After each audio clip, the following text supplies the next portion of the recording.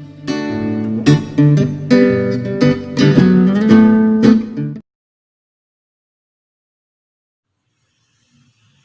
morning everyone. Once again revise to unit 1 amino acid, polypeptide and protein.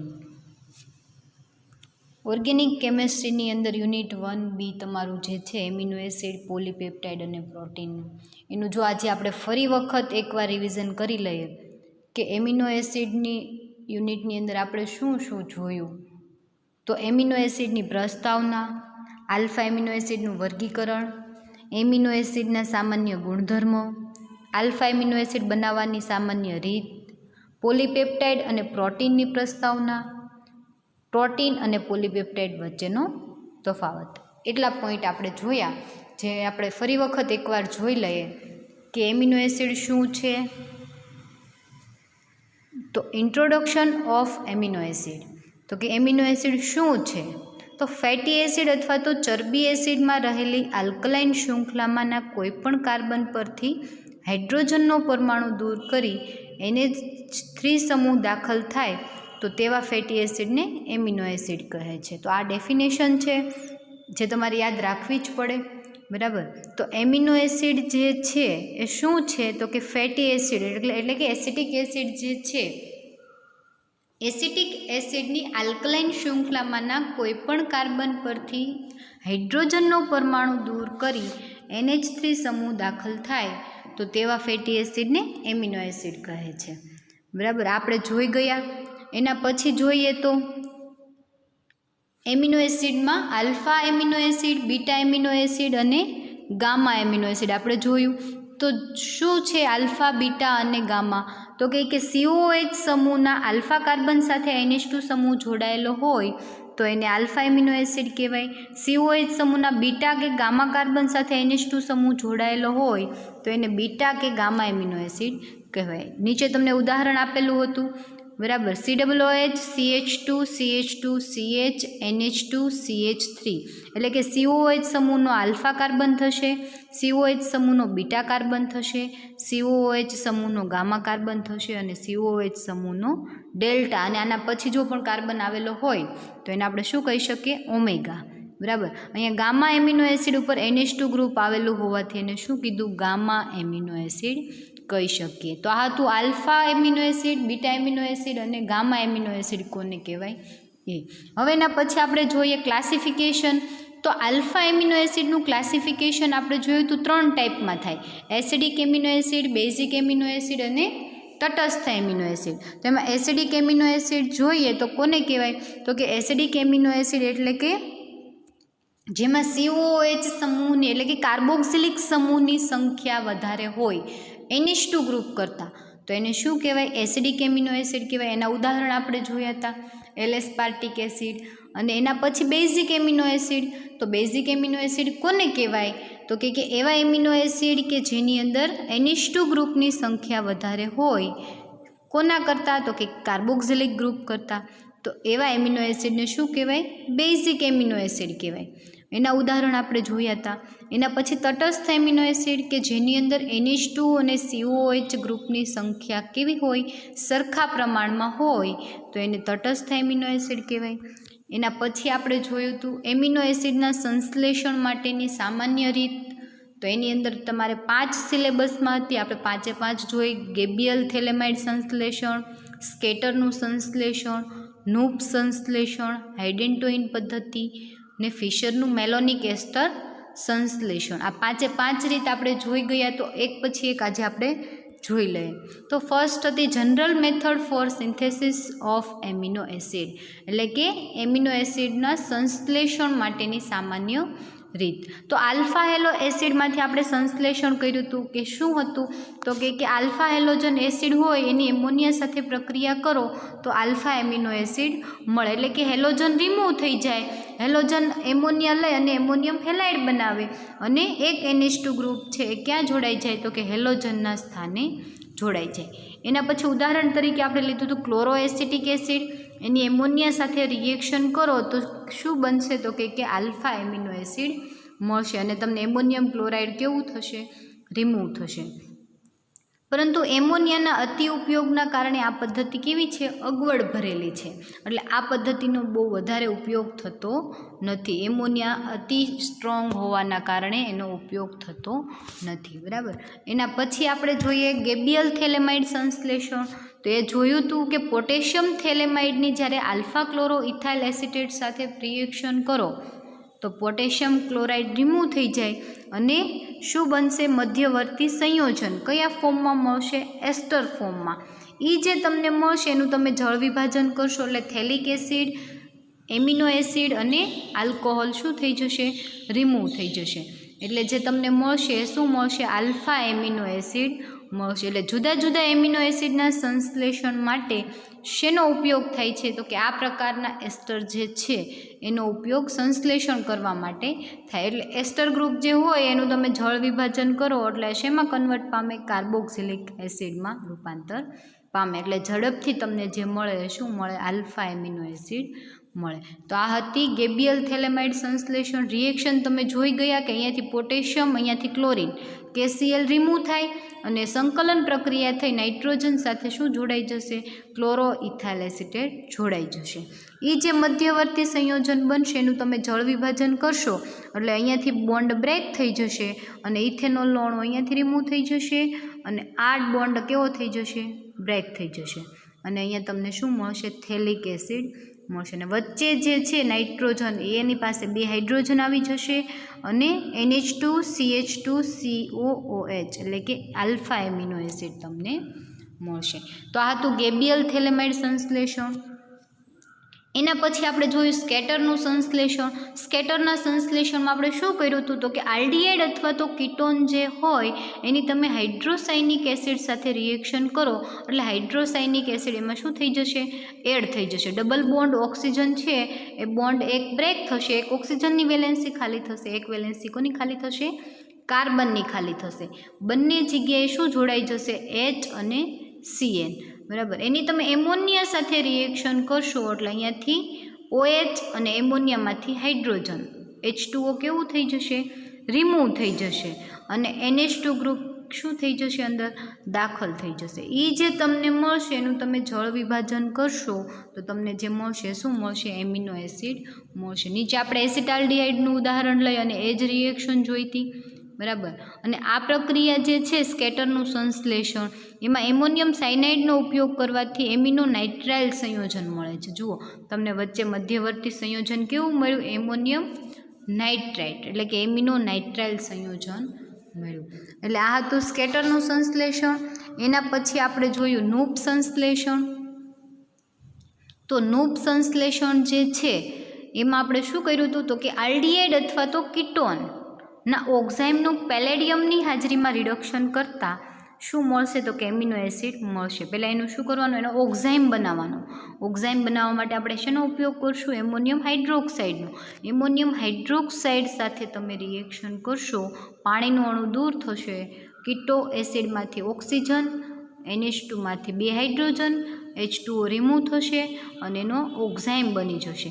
એ ઓક્ઝાઇમ જે બનશે એનું તમે રિડક્શન કરશો એટલે ડબલ બોન્ડ જે છે અહીંયા ગ્રીન કલરથી બતાવેલો એક બોન્ડ કેવો થશે, બ્રેક થઈ જશે અને બંને જગ્યાએ શું આવી જશે, હાઇડ્રોજન આવી જશે. એટલે એને શું કહેવાય, એમિનો એસિડ કહેવાય. હવે એના પછી તમે જુઓ તો આપણે ગ્લાયોક્સેલિક એસિડનું ઉદાહરણ લીધું હતું. ગ્લાયોક્સેલિક એસિડનું એમોનિયમ હાઇડ્રોક્સાઇડ સાથે રિએક્શન કરો એટલે એનો ઓક્ઝાઇમ બને અને એનું પેલેડિયમ વડે એનું રિડક્શન કરો એટલે તમને શું મળે, તો કે ગ્લાયસિન મળે. બરાબર. આ હતું નૂપ સંશ્લેષણ. પછી એના પછી આપણે જોયું હતું હાઇડેન્ટોઇન પદ્ધતિ. હાઇડેન્ટોઇન પદ્ધતિમાં કઈ રીતે, તો કે એરોમેટિક આલ્ડીહાઇડ અને હાઇડેન્ટોઇનની એસિટિક એનહાઇડ્રાઇડની હાજરીમાં પ્રક્રિયા કરતાં ઉત્પન્ન થતા પદાર્થનું રિડક્શન અને જળ વિભાજન કરતાં એમિનો એસિડ મળે છે. આપણે બેન્ઝાલ્ડીહાઇડ લઈને રિએક્શન કરી. બેન્ઝાલ્ડીહાઇડમાં C double bond O oxygen જે ડબલ બોન્ડથી જોડાયેલો હશે એ બ્રેક થઈ જશે એટલે ઓક્સિજન રિમૂવ થશે એટલે કાર્બનની કેટલી વેલેન્સી ખાલી થશે, 2 વેલેન્સી અને અહીંયાથી H2 એટલે કે H2ના 2 હાઇડ્રોજનના પરમાણુ ઓક્સિજન લઈ અને H2O શું કરશે, કરશે, રિમૂવ કરશે અને ડબલ બોન્ડથી કાર્બન જે છે એ બેન્ઝાલ્ડિહાઇડ સાથે જોડાઈ જશે. એ સંયોજન મળશે એનું રિડક્શન કરતાં શું થશે, ડબલ બોન્ડ બ્રેક થઈ જશે અને બંને જગ્યાએ એક એક હાઇડ્રોજન એડ થઈ જશે. એનું જળ વિભાજન કરશો એટલે જળ વિભાજન HClની હાજરીમાં કરતાં શું થશે તો કે ફિનાઇલ એલેનાઇન મળશે. ક્યાંથી તો કે અહીંયાથી બોન્ડ બ્રેક કરશો એટલે NHCO જે છે અહીંયા NH2 થઈ જશે, અહીંયા COOH બરાબર, અને અહીંયા CO જ્યાં છે ત્યાં COOH અને અહીંયા NH2 છે ત્યાં H, એટલે જે તમને મળશે શું મળશે, ફિનાઇલ એલેનાઇન મળશે. તો આ હતી હાઇડેન્ટોઇન પદ્ધતિ. એના પછી ફિશરનું મેલોનિક એસ્ટર સંશ્લેષણ. એની અંદર આપણે બ્રોમો બરાબર 1, 2, 3 અને 4 એટલે કે 3 મિથાઇલ 1 બ્રોમો પ્રોપેન એનું તમારે સોડિયમ મેલોનિક એસ્ટર સાથે રિએક્શન કરીએ એટલે Na અને Br રિમૂવ થઈ જશે, સંકલન પ્રક્રિયા થશે અને બંને જોડાઈ જશે. એ સંયોજન જે તમને મળશે એનું તમારે આલ્કલી વડે જળ વિભાજન કરશો એટલે અહીંયાથી હાઇડ્રોજન જે છે એ રિમૂવ થઈ જશે અને જળ વિભાજન કરશો એટલે 2 ઇથેનોલના અણુ અહીંયાથી રિમૂવ થઈ જશે અને કાર્બોક્સિલિક ફંક્શનલ ગ્રુપ લાગશે. એનું તમે બેરિયમ Br2 વડે રિએક્શન કરશો એટલે હાઇડ્રોજન બ્રોમાઇડ, આલ્ફા કાર્બન ઉપરથી હાઇડ્રોજન અને Br2 માનો બ્રોમિન, HBr રિમૂવ થશે, એક બ્રોમિન ક્યાં જોડાઈ જશે તો કે જ્યાંથી તમારો હાઇડ્રોજન રિમૂવ થયો ત્યાં એટલે મોનોબ્રોમો વ્યુત્પન્ન મળ્યું. એનું તમે ડિકાર્બોક્સિલેશન કરશો એટલે 2 COOH ફંક્શનલ ગ્રુપ છે એમાંથી એક કેવું થઈ જશે, રિમૂવ થઈ જશે અને ત્યાં શું આવી જશે, COOH આવી જશે. હવે એની એમોનિયા સાથે રિએક્શન કરશો એટલે બ્રોમિન રિમૂવ થઈ જશે, ત્યાં શું આવી જશે, એમોનિયા, એટલે આલ્ફા એમિનો આઇસોકેપ્રોઇક એસિડ તમને મળશે અને HBr કેવું થશે, સાથે છૂટું પડશે. તો આ હતું ફિશરનું મેલોનિક એસ્ટર સંશ્લેષણ, હાઇડેન્ટોઇન પદ્ધતિ, નૂપ સંશ્લેષણ, સ્કેટરનું સંશ્લેષણ અને ગેબિયલ થેલેમાઇડ સંશ્લેષણ. તમારા યુનિટનો મોસ્ટ આઈએમપી ક્વેશ્ચન છે. મેં તમને પહેલાં પણ વાત કરી હતી લેક્ચર જ્યારે આપણે એટેન્ડ કરતા હતા ત્યારે, આની પહેલાંના લેક્ચરમાં, અને અત્યારે પણ કહી દઉં કે તમારા યુનિટનો મોસ્ટ આઈએમપી ક્વેશ્ચન છે એટલે બધી 5 રિએક્શન જે છે એ કરી નાખજો બરાબર. 1 વખત 2 વખત લખવી પડે તો ભલે લખવી પડે, લખીને પણ પાકું કરી નાખજો. એના પછી આપણે જોયું હતું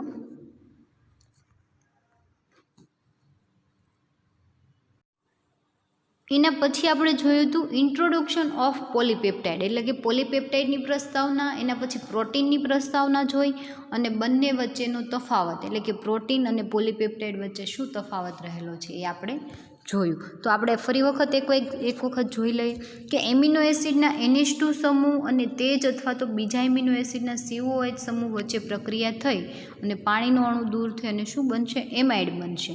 અને આ સંયોજનનું પેપ્સિન ઉત્સેચક વડે જળ વિભાજન થતું હોવાથી તેને શું કહેવામાં આવે છે, પેપ્ટાઇડ કહે છે. અને NHCO સમૂહ કયો છે તો કે પેપ્ટાઇડ સાંકળ તરીકે ઓળખાય છે.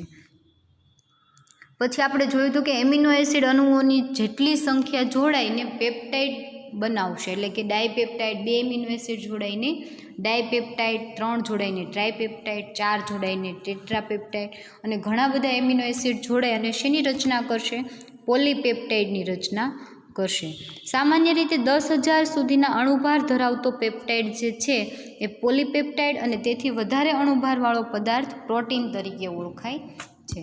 એ આપણે જોયું હતું. એના ઉપરથી ડાયપેપ્ટાઇડ કઈ રીતે બને, એક એમિનો એસિડ બીજો એમિનો એસિડ જોડાઈને શેની રચના કરશે, ડાયપેપ્ટાઇડની, અને ઘણા બધા એમિનો એસિડ જોડાય અને શું બનાવશે તો કે પોલીપેપ્ટાઇડ, જે સાંકળ તમને નીચે દેખાય છે પોલીપેપ્ટાઇડની બરાબર, આવી સાંકળ આખી બનાવશે. તો એ આપણે જોયું હતું. પેપ્ટાઇડ બોન્ડ શું છે એ જોયું હતું. તો કઈ રીતે પેપ્ટાઇડ બોન્ડ બને તો કે એક એમિનો એસિડનો એક એમિનો એસિડના COOH ગ્રુપમાંનો OH અને બીજા એમિનો એસિડના NH2 ગ્રુપમાંનો હાઇડ્રોજન બંને જે છે રિએક્શન કરી અને પાણીનો અણુ દૂર કરશે અને જે બોન્ડ બનશે CONH, C double bond O N અને H, એ શેનું? તો કે પેપ્ટાઇડ બોન્ડની રચના કરશે અને નિપજ જે બનશે એ શું બનશે? ડાયપેપ્ટાઇડ બનશે. એના પછી આપણે પ્રોટીન જોયું હતું. પ્રોટીન શું છે? તો કે પ્રોટીન નાઇટ્રોજનયુક્ત સંકીર્ણ સંયોજન છે. તે પ્રાણી અને વનસ્પતિ કોષમાં હોય છે. કાર્બોહાઈડ્રેટ, તેલ, ચરબી વગેરે કાર્બનિક સંયોજનો જે છે એમાં CHO તત્વ સમૂહ આવેલા હોય, જ્યારે પ્રોટીનમાં નાઇટ્રોજન અને સલ્ફર આવેલો છે. અને એના ગ્રીક શબ્દ પ્રોટીયસ પ્રાથમિક શબ્દ છે, એના ઉપરથી એને શું કહેવામાં આવે છે? પ્રોટીન કહેવામાં આવે છે. અને એ નામ સૌપ્રથમ કોણે આપ્યું? મડલર નામના વૈજ્ઞાનિકે આપ્યું. અને પ્રોટીન એ મનુષ્ય અને પ્રાણી શરીરના વિકાસ માટે અગત્યનો પદાર્થ છે, જે આપણે ઓલરેડી જોઈ ગયા અગાઉના લેક્ચરમાં. બરાબર. એના પછી જોઈએ તો રેસામય પ્રોટીન અને દાણાદાર પ્રોટીન. તો ઉત્સેચકો અને વારસાગત લક્ષણો માટે જવાબદાર એવા DNA અને RNA એ શું છે? વન ટાઈપ ઓફ પ્રોટીન છે. પછી આપણે જોયું હતું કે બહુરૂપક પોલિમર છે, એટલે કે બહુરૂપક છે એટલે કે પોલિમર છે. તેના પાયામાં એમિનો એસિડ એમાઇડ બંધન CONH2 બંધ દ્વારા જોડાયેલા હોય છે. ઘણા ખરા પ્રોટીન જે છે કલીલ અવસ્થામાં હોય અને એની અંદર નીચેના બંધારણમાં જે છે carbon, oxygen, nitrogen, hydrogen, sulphur એ બધા જોડાયેલા હોય. જે ઓલરેડી તમારે શું કરવું પડે? યાદ રાખવું પડે. બરાબર. આ બધા જે છે પ્રોટીન અને પોલીપેપ્ટાઇડ એનું તમારે બધા પોઈન્ટ કેવા કરવા પડે? યાદ રાખવા પડે.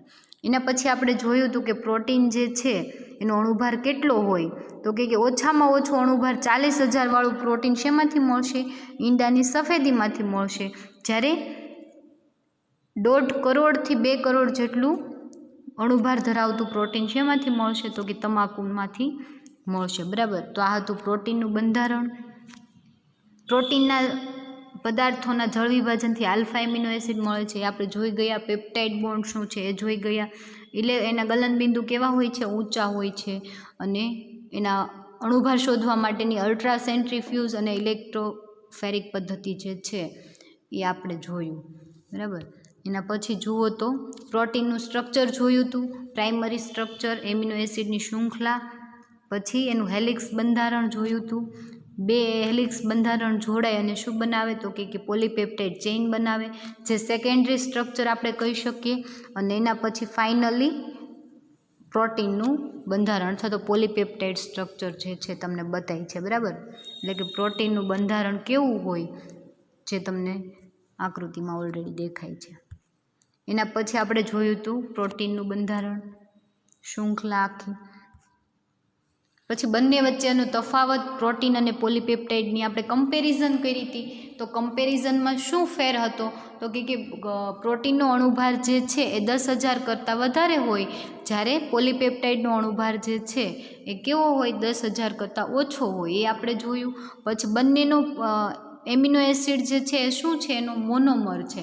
એટલે બંનેનો પોલિમર એકમ પ્રોટીન અને પોલીપેપ્ટાઇડ બંનેનો મોનોમર એકમ કયો થશે? એમિનો એસિડ થશે. એટલે કે એમિનો એસિડ જોડાય અને પ્રોટીન અને પોલીપેપ્ટાઇડ બનાવશે. પછી કાર્બન, હાઇડ્રોજન, ઓક્સિજન, નાઇટ્રોજન વગેરે તત્વો પ્રોટીન અને પોલીપેપ્ટાઇડ બંનેમાં આવેલા છે. પછી NH2 અને COH ગ્રુપ બંનેમાં આવેલા છે. એસિડ, આલ્કલી તથા ઉત્સેચક વડે જળ વિભાજન કરતાં શું મળશે? આલ્ફા એમિનો એસિડ મળશે. પછી બંને બાયુરેટ કસોટી આપશે. ચોક્કસ ગલનબિંદુ ધરાવતા નથી. સ્વાદે તુરા છે. નાઇટ્રસ એસિડ સાથે નાઇટ્રોજન વાયુ ઉત્પન્ન થાય છે, જે આપણે જોઈ ગયા. એના પછીનો પોઈન્ટ જોઈએ તો પાણીમાં દ્રાવ્ય પરંતુ આલ્કોહોલમાં અદ્રાવ્ય છે. પ્રોટીનના મંદ H2SO4 વાળા દ્રાવણમાં ફોસ્ફેટિક એસિડ અથવા તો ટેનિક એસિડ ઉમેરતા પ્રોટીનનું અવક્ષેપન થાય છે. NH2 અને COOH સમૂહ આવેલો હોવાથી કેવું છે? ઉભયગુણી છે. તો આ બધા પોઈન્ટ જે છે એ બંનેના કેવા છે? સરખા છે, પરંતુ બંને કઈ રીતે જુદા પડે છે? તો કે એના અણુભારના લીધે. બરાબર. પ્રોટીનનો અણુભાર 10,000 કરતાં વધારે છે, જ્યારે પોલીપેપ્ટાઇડનો 10,000 કરતાં ઓછો છે, જે આપણે જોઈ ગયા.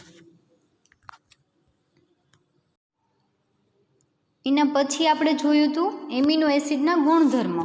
તો એમિનો એસિડના ગુણધર્મો physical properties and chemical properties, એટલે કે રાસાયણિક ગુણધર્મો અને ભૌતિક ગુણધર્મો એ આપણે જોયા હતા.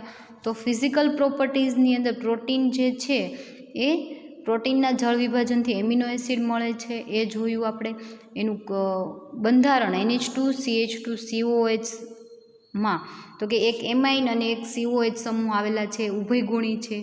એ આપણે જોયું. પછી એમિનો એસિડ રંગવિહીન સ્ફટિકમય ઘન પદાર્થ છે, પાણીમાં દ્રાવ્ય તેમજ કાર્બનિક દ્રાવકોમાં સામાન્ય રીતે અદ્રાવ્ય છે, એ જોયું.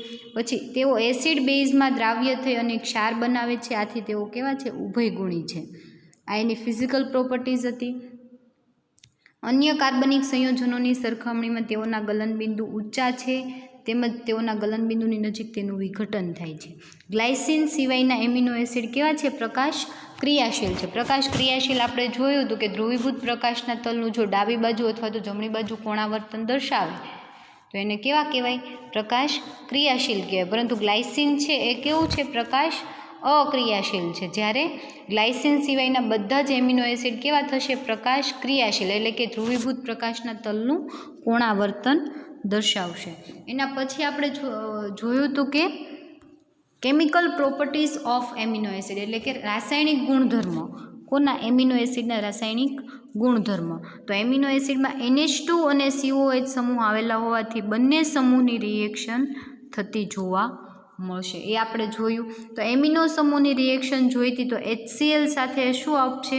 તો કે એના ક્ષાર, બરાબર. શું આપશે? ક્ષાર. H+ અને Cl- જે છે અંદર જોડાઈ જશે અને NH3+ બનાવશે અને Cl-, બરાબર.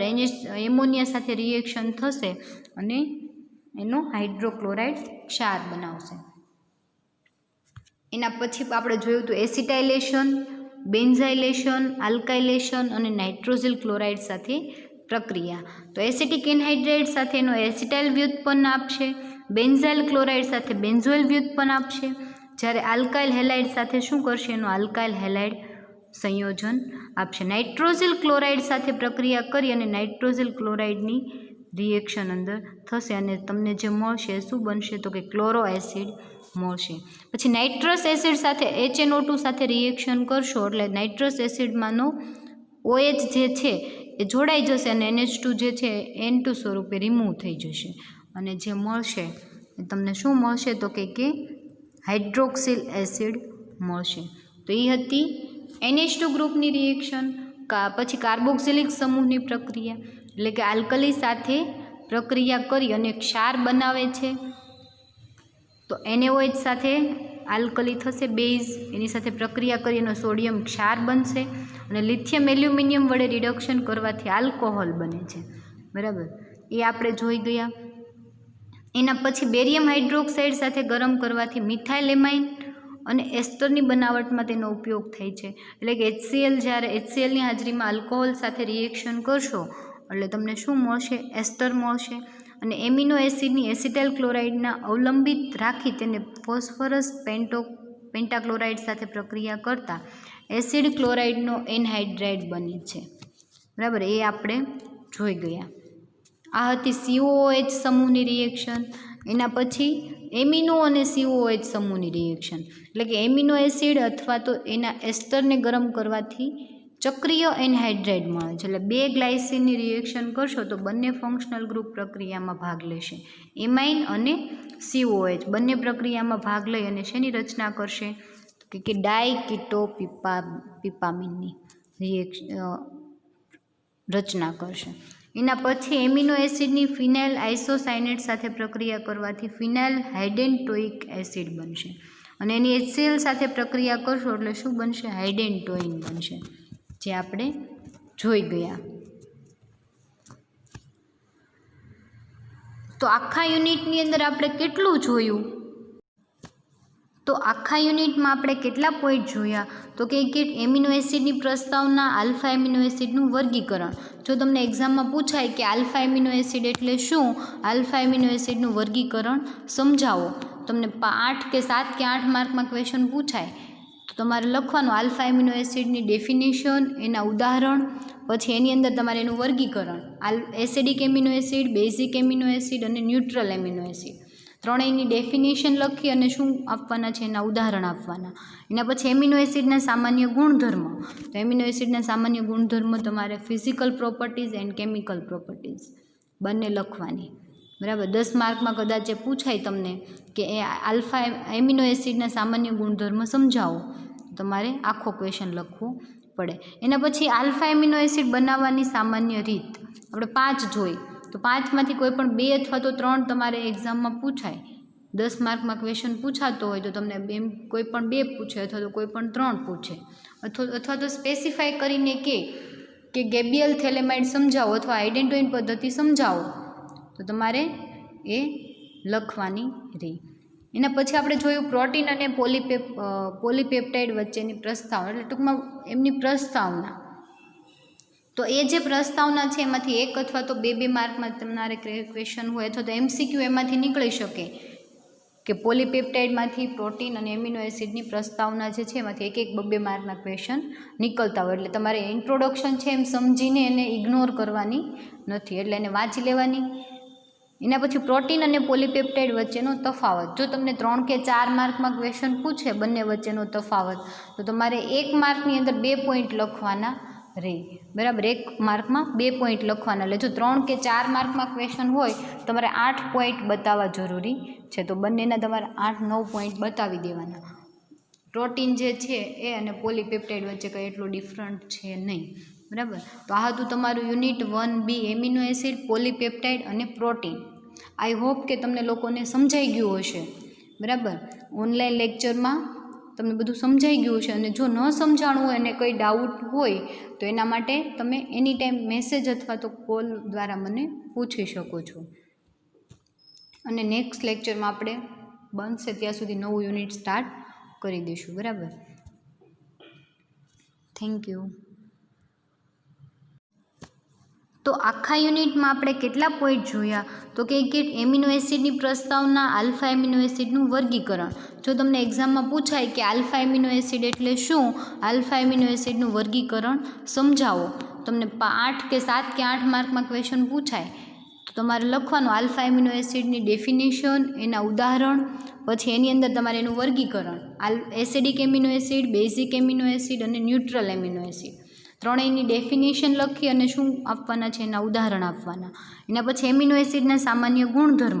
તો એમિનો એસિડના સામાન્ય ગુણધર્મ તમારે physical properties and chemical properties બંને લખવાની.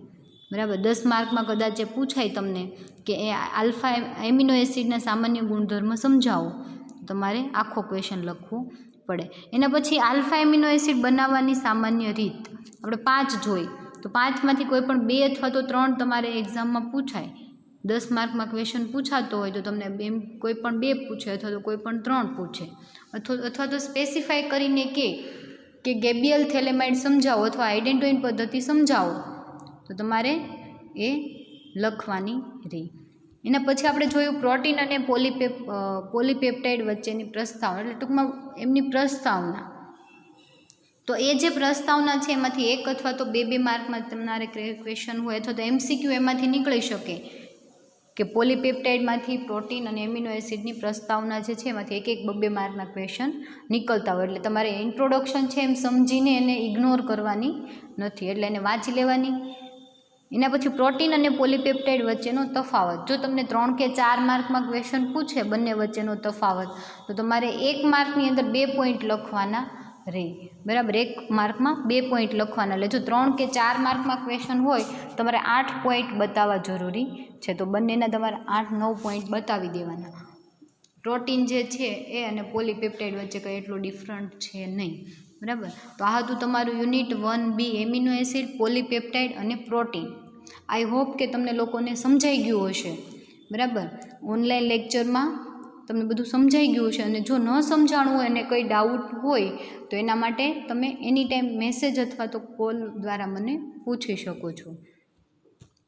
અને નેક્સ્ટ લેક્ચરમાં આપણે બનશે ત્યાં સુધી નવું યુનિટ સ્ટાર્ટ કરી દઈશું. બરાબર, થેન્ક યુ.